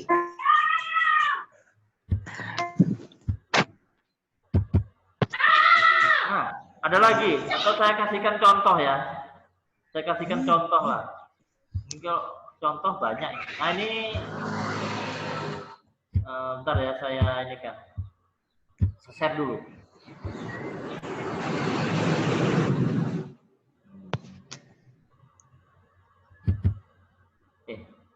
Salah pula. Bentar.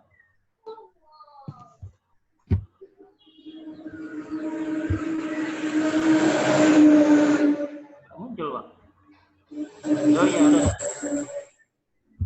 Iya Pak, Nah, apa Pak? Ya. Ini jurnal mahasiswa kita ya. Ini jurnal mahasiswa kita. Bentuknya itu seperti ini. Nah ini dia. Ini jurnal mahasiswa kita. Ya ini kan udah jelas ini template-nya.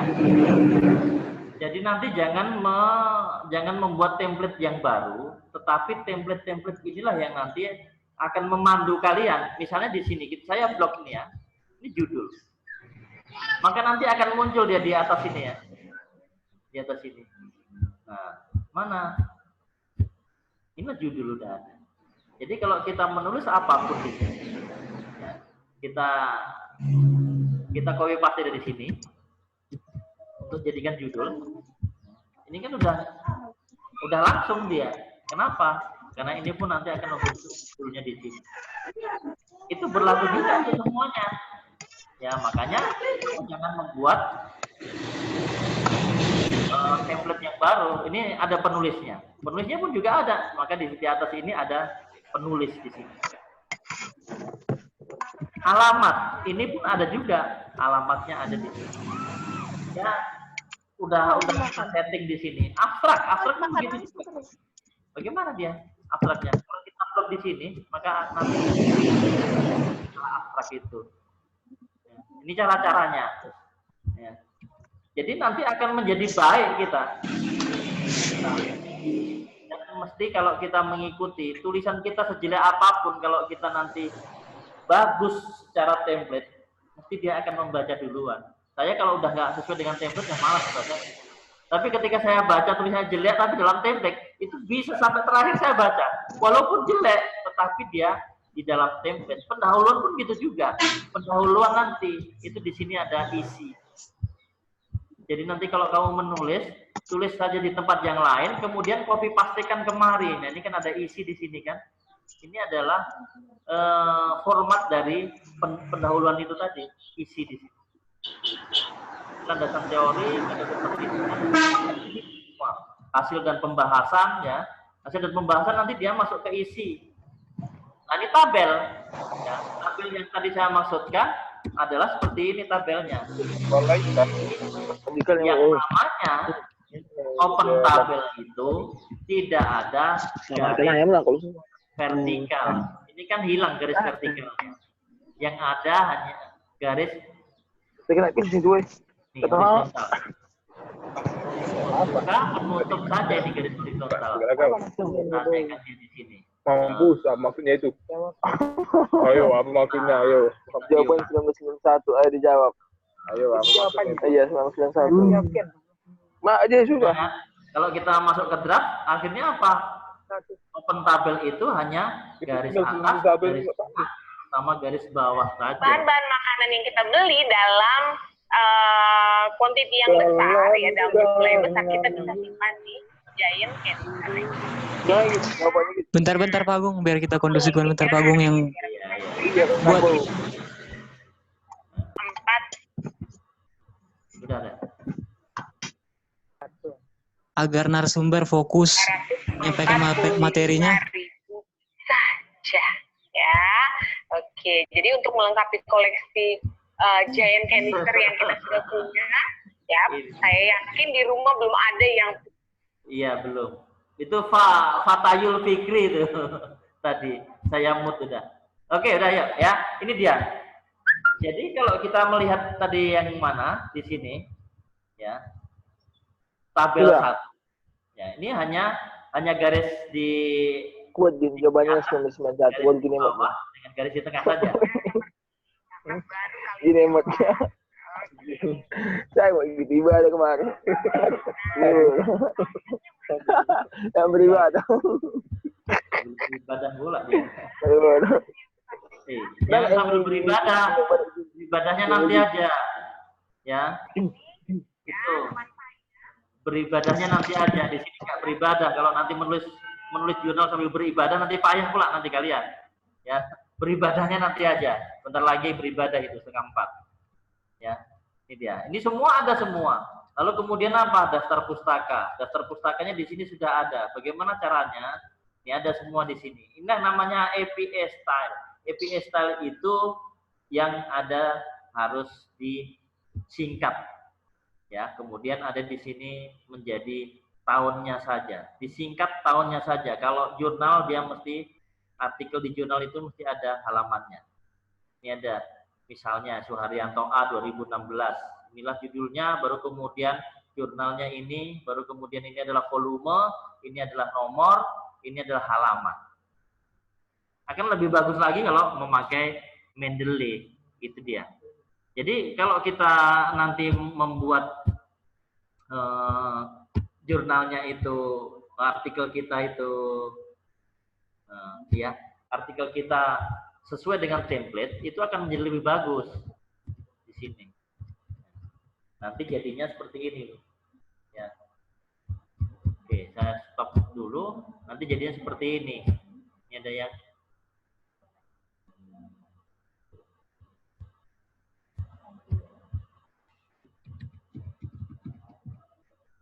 saya bukakan.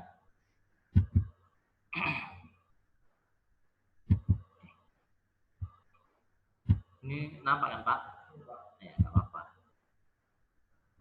Iya. Dia kerjaan saya banyak kan.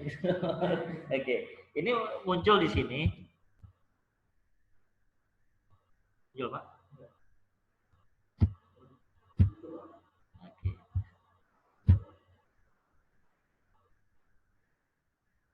Udah, ini dia. Nah, ini dia. Ya. Ini ya, di sini ini berasal dari skripsi mahasiswa. Sebetulnya ini tidak pas ya judulnya. Tapi judulnya lebih panjang lagi di sini biasa. Peranan Ombudsman Republik Indonesia Perwakilan Sumatera Utara dalam pengawasan pelayanan dinas kependudukan dan catatan sipil Kota Medan. Kalau kita singkatkan lagi, ya, Ombudsman ini kita hapus saja. Ya kan? peranan Ombudsman Republik Indonesia dalam pengawasan pelayanan dinas kependudukan dan catatan sipil saja sudah cukup. Kita hitung berapa kata-katanya. 1, 2, 3, 4, 5, 6, 7, 8, 9, 10, 11, 12. Cukup 12. Ya, nggak perlu sampai 15 atau 16 kata seperti tadi. Kalau kita mau lebih detail sekali kan gitu. Loh, kenapa kok Kota Medannya nggak ada? Mesti di abstraknya sudah ada. Kok perwakilan Sumatera Utara nggak ada? Jelas sudah ada dia di abstrak gitu. Tapi kalau memang mau seperti itu, maka kemudian peranan Ombudsman Sumatera Utara Republik Indonesia nggak apa-apa, tetapi kita langsung perwakilan Sumatera Utara. Nah, kita hapus aja di sini. Ini kita munculkan lagi, maka dia akan menjadi 13 kata. Itu udah bagus. Artinya apa? Artinya kita sudah menyesuaikan di situ. Berapa judulnya yang pas sih? Nah, karena kita perwakilan Sumatera Utara kan, dalam pengawasan pelayanan dinas kependudukan dan catatan sipil. Selesai udah. Itulah judul. Ini umpamanya kan, tapi ini kan sudah publish. Ya kan? Nanti kalau belum publish, itu akan kita reduksi lagi yang belum-belum itu, makin lama akan menjadi bagus. Yang awal-awal tuh jelas, saya yakin itu, ini kan kejar setoran. Kalau nggak kejar setoran, nggak bisa ini terakreditasi tahun ini. Ini jurnal mahasiswa kita. Nah, itu kan tinggal bagaimana setting yang dilakukan. Ini dia. Ini udah pas ini. Ini yang buat bukan saya ini. Penelitian bertujuan, nah betul, ya kan? Jelas ini. Penelitian bertujuan mengetahui peranan Ombudsman Republik Indonesia perwakilan Sumatera Utara dalam pelayanan dinas kependudukan dan catatan sipil Kota Medan. Jelas dia. Peranannya, apa peranannya di dalam pengawasan, pengawasan pelayanan dinas kependudukan dan catatan sipil di Kota Medan? Apa dia nanti peranannya? Ya. Penelitian ini menggunakan pendekatan kualitatif dengan metode deskriptif yang didapat dari, oh bagus ini, udah pas kan? Tadi tujuannya, ini adalah apa? Metode penelitiannya. Kemudian ini masih metode penelitiannya. Data dikumpulkan berdasarkan dengan wawancara dan dokumentasi. Bisa dijadikan 2 kalimat, bisa dijadikan 1 kalimat. Lalu kemudian selanjutnya apa? Hasil penelitian menunjukkan, udah betul ini. Ini yang buat udah bagus ini. Ya, ini yang buat udah bagus. Saya memuji ini. Saya memuji ini. Ya. Ini bukan saya hanya ngontrol saja. Ini yang membuat bukan saya, tapi saya ngerti. Ini bagus sudah. Ya, udah sesuai dengan apa yang kita arahkan tadi. Ya. Ini saya nggak memilih ya. Tadi hanya saya memilih acak aja. Saya nggak memilih ini dan ini di jurnal kita. Berdasarkan penelitian yang dilakukan berarti ini adalah hasil dan pembahasannya. Ya. Hasil dan pembahasannya. Berdasarkan penelitian dilaksanakan, ya, pengawasan apa aja sudah efektif, yaitu beberapa upaya penanganan, klarifikasi, investigasi, rekomendasi, dan monitoring itu sudah dilakukan di situ. Kita hitung berapa kata dia di sini. Kalau masih 2 kata, ya, di atas 200 kata, nah 170 kata kan, udah pas. Nih bisa ditengok di sini. Apa ya Pak Presiden? 170 kata, cocok ini. Lalu kita tengok di sini, tidak ada ininya kan? Peranan Ombudsman 1, 2, pengawasan pelayanan publik 2, Dinas Kependudukan dan Catatan Sipil 3. Udah. Kenapa kok Dinas Kependudukan dan Catatan Sipil itu bisa? Karena dia menjadi satu bagian di dalam kedinasan, tidak bisa dipisah gitu. Itu menjadi apa? Itu menjadi satu suku kata dia. Tidak bisa dipisah. Udah betul, ini bahasa Inggrisnya oke lah. How to say inilah nanti kita akan tahu. Siapa nama sebetulnya? Nama sebetulnya adalah Putri Anandasari, dosen kita Dr. Abdul Qadir, dan WD1 kita Baby Masitoh Batubara. Lalu kemudian apa yang terjadi? Ya kita balikkan, inilah model APA style itu gitu loh.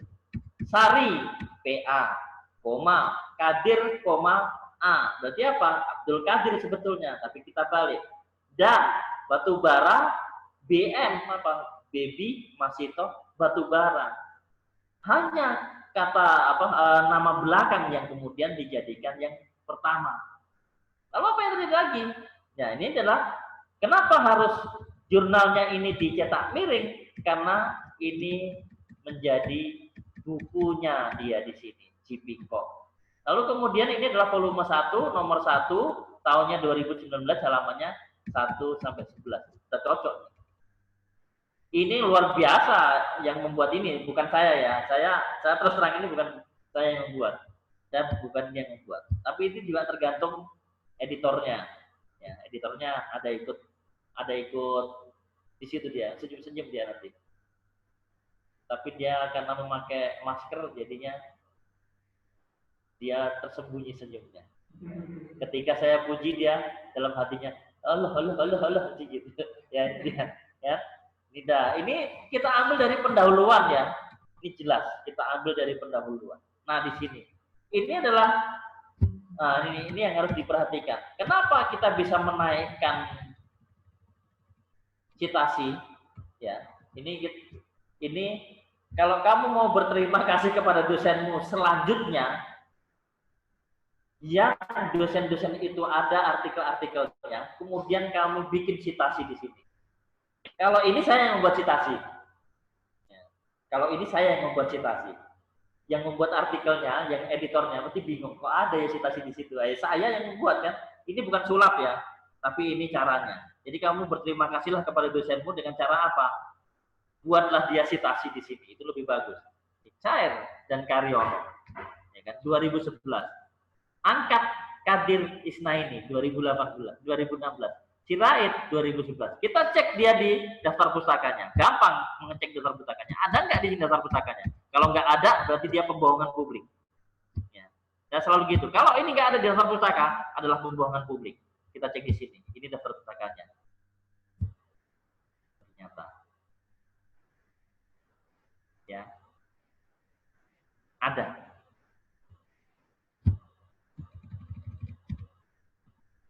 Ini nama aja.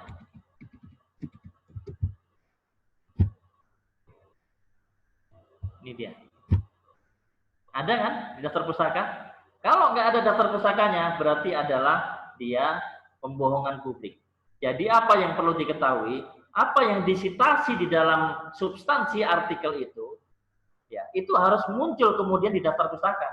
Ini ada daftar pustakanya. Kalau ini nggak ada daftar pustakanya, berarti bohong. Kita kan tidak boleh ada pembohongan publik. Ya. Jangan ada dusta di antara kita. Kan gitu dia, jelas. Ya. Berarti apa?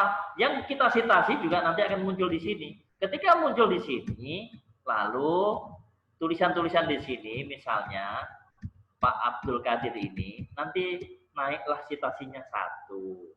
Itu baru 1. Nanti kalau di sini ada 10, berarti naik 10 dia. Nah, beliau nanti naik ya kan, kalianlah nanti yang jadi, oh kamu orang yang bisa berterima kasih dengan saya, nanti gitu ya. Ini caranya seperti itu ya. Jadi jangan lupa pesan saya, kalau memang ada artikel-artikel dosen kita, sebetulnya sih nggak boleh sih saya menyampaikan seperti ini, apalagi di YouTube pula ya kan. Ini di antara kita aja ya. Tapi yang tadi itu, jadi saya bilangkan kalau di sini nanti ada catatannya di sini ya, di atas tadi, kalau ada dia citasi di sini, maka dia harus muncul di daftar pustakanya. Ini banyak sekali yang mahasiswa itu hanya ada citasinya, tidak ada di daftar pustaka. Yang lebih luar biasa ada di daftar pustaka, nggak ada di citasinya. Itu jangan. Nah, itu berarti udah dapat saya permasalahan yang saya dapatkan di sini. Itu harus ya, harus pas. Nah, kita lanjut simpulannya. Ini simpulannya memang, nah ini dia. Memang masih terlalu panjang, tapi tidak apa-apa. Artinya apa? Dia langsung kepada apa yang diinginkan. Apa peranannya? Peranan ombudsman itu apa? 1 dia klarifikasi. Yang kedua investigasi, yang ketiga rekomendasi, yang keempat monitoring. Sudah jelas. Tadi kan udah ada di situ. Di abstrak sudah ada 4 ini. Di simpulan ternyata juga ada. Udah betul ini. Ini saya salut soal ini. Walaupun sebenarnya saya nggak tahu ini. Saya rasa nggak seperti ini. Tapi dia sangat ini ya. Saya senang. Nah, pelaksanaan investigasi. Kita sudah ada tadi kan di situ. Ada 4. Monitoring di sini ada. Investigasi. Itulah peranannya di situ. Udah betul. Pengawasan. Jadi ada peranan ombudsman ini menjadi tujuan yang pertama. Peranan ombudsman itu apa saja? 4 tadi itu. Baru kemudian yang ini tujuan yang kedua. Apa tujuan kedua? Adalah pelaksanaannya seperti apa. Yang tadi peranannya, ya kan? Yang kedua pelaksanaan. Ini menjadi 2 tujuan yang ada di abstrak tadi. Maka kalau kita benahi di sini harusnya peranan dan pelaksanaan ombudsman dalam penyelenggaraan pelayanan dinas kependidikan dan catatan sipil. Tujuannya harusnya itu. Tujuannya harusnya itu ya. Tapi ini tadi enggak, meleset sedikit. Tapi enggak apa-apa. Nanti ini kan produk pertama dari jurnal mahasiswa, tapi setelah ini kita akan bisa membaguskan lagi. Nah, kami berharap kepada mahasiswa itu ya, itu harus juga mengamalkan ini. Mengamalkan artinya apa? Oh, seperti itu kalau membuat artikel. Apakah nanti hanya di jurnal mahasiswa? Kalau memang bagus, kita angkat ke jurnal kita yang lebih bagus lagi. Kalau enggak nanti akan kita kerjasama dengan pengelola jurnal yang lain, yang kawan-kawan saya yang di luar yang butuh artikel itu banyak. Jadi kalau nanti saya merekomendasi dari mahasiswa artikel mana yang bagus, ya kan yang harus bagus lah kalau untuk mewakili UMA di luar dari jurnal UMA kan gitu. Kan kalau ini jurnalnya UMA, tapi yang menulis adalah orang-orang UMA sendiri kan nggak bagus. Maka jurnal UMA itu yang menulis orang luar, jurnal-jurnal dari dosen itu, lalu kita sebarkan dia di luar dari jurnalnya. Ini apa nih Pak?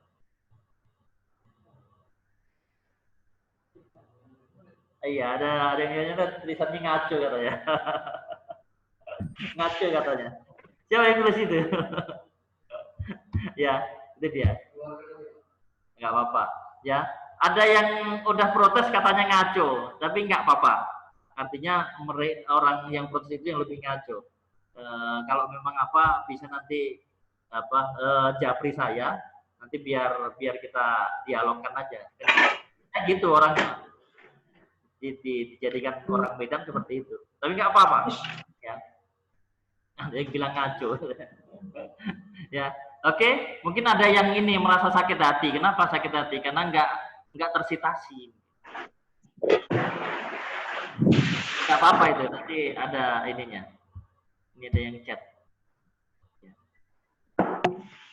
Materinya di-share lah. Iya, nanti saya share. Nanti saya share semua materinya. Ya. Oke, gitu Taufik. Ya, saya Pak. kira yang masukan dari saya.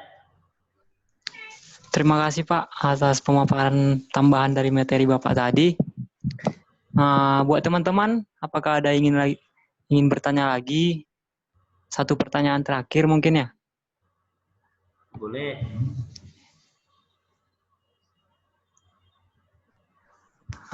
Atau Pak gini aja Pak, di luar materi kita, ya boleh.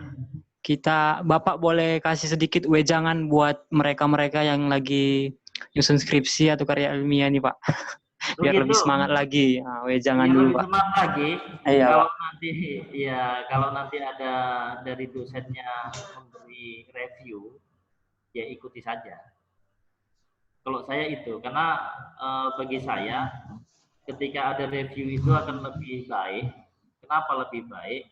Karena nanti kita bisa mengoreksi diri kita sendiri. Tulisan saya nggak bagus, iya.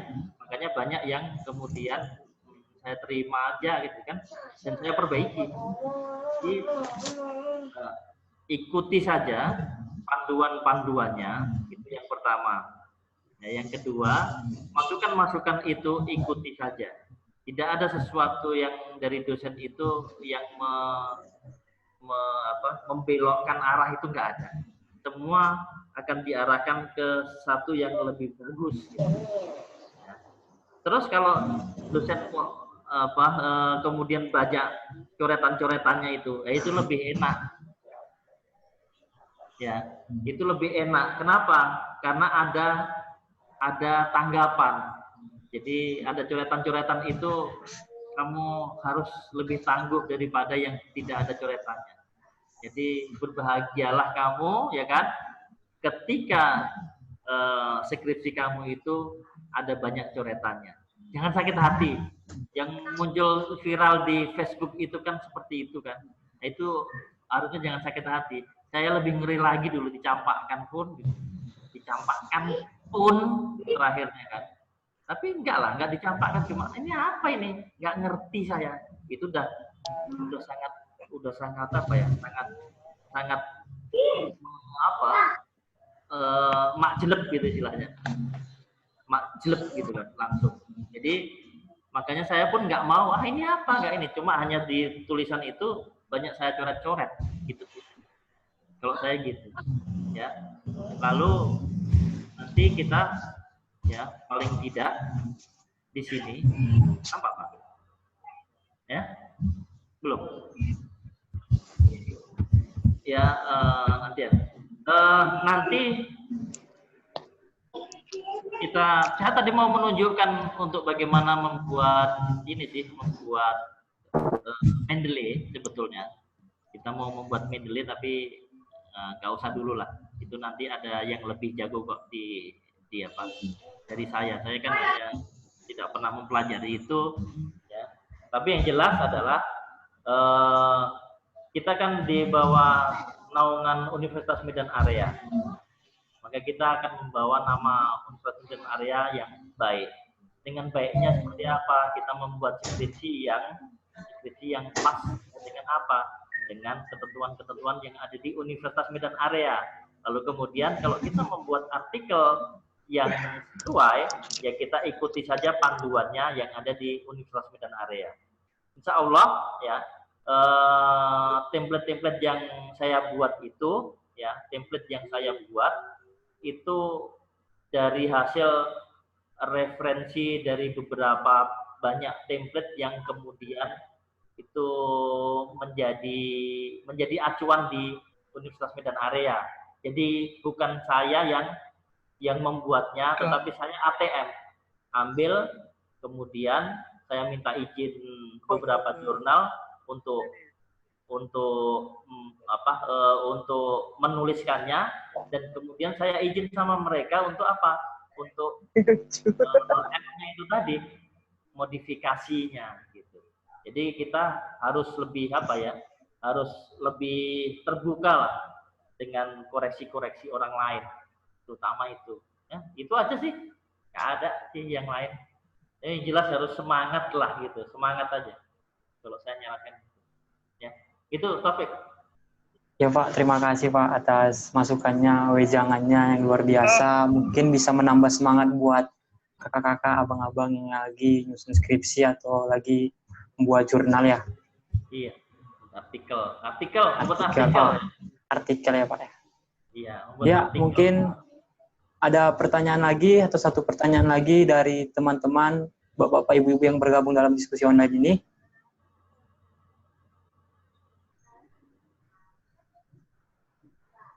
Tahu semua udah pada ngantuk? Udah juga ya. Nggak mungkin ice breaking dari sini juga ya Pak ya? Iya. Coba saya bacain satu-satu ya. Ini kita coba bacalah satu di sini. Materinya di share, ya nanti akan kita share materinya. Semua kita share, termasuk template-nya kita share. Ya. Walaupun ada yang nggak setuju, ya tetap kita share. Ya, tadi ada yang tulis namanya ngacu, ya. Karena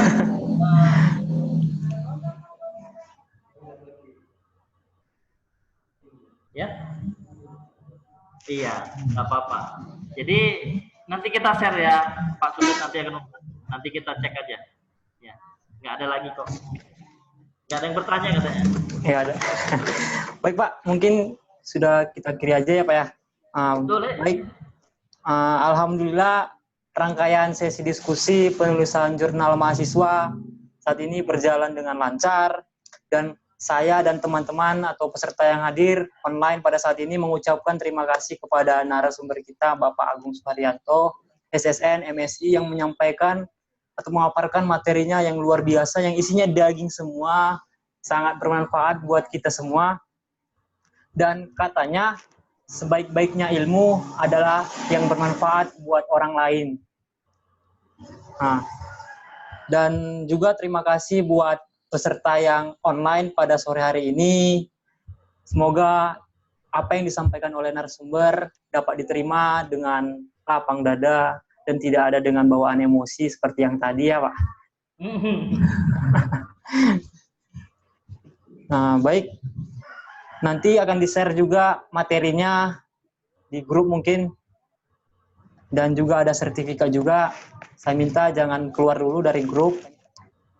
Akhir kata, saya mohon maaf apabila ada salah kata dari saya, atau ada yang menyinggung kurang enak, saya mohon maaf. Saya Taufik Dianto, pamit undur diri. Assalamualaikum warahmatullahi wabarakatuh. Salam warahmatullahi wabarakatuh. Saya juga gitu ya, meminta maaf juga kalau tadi ada yang artinya kan kita kan sebagai manusia tidak ada yang tidak ada silapnya. Hanya Allah sajalah yang maha sempurna kan gitu. Tapi ada satu yang sempurna, biasanya adalah Andra and the Backbone. Sempurna kan gitu. Sempurna. Tetap Allah yang sempurna. Jadi kita juga meminta maaf juga ke mahasiswa juga dan kawan-kawan juga kalau ada kata-kata yang keceplosan juga nggak enak gitu. Ya. Iya Pak, terima kasih Pak. Ya. Wabillahi taufik wal hidayah. Wassalamualaikum warahmatullahi wabarakatuh. Waalaikumsalam warahmatullahi wabarakatuh. Waalaikumsalam warahmatullahi wabarakatuh.